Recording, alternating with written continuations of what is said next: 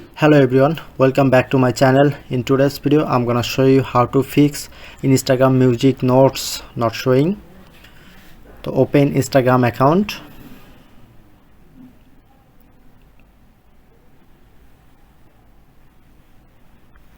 tap on the messenger icon, click on the note, and now look here, my account shown here music option or note option.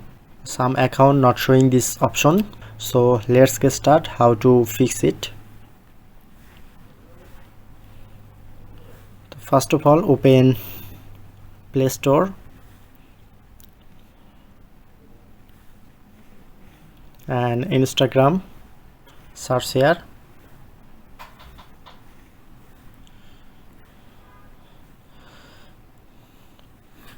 First of all, you need to Instagram last update version using, or method 2, go to Instagram account,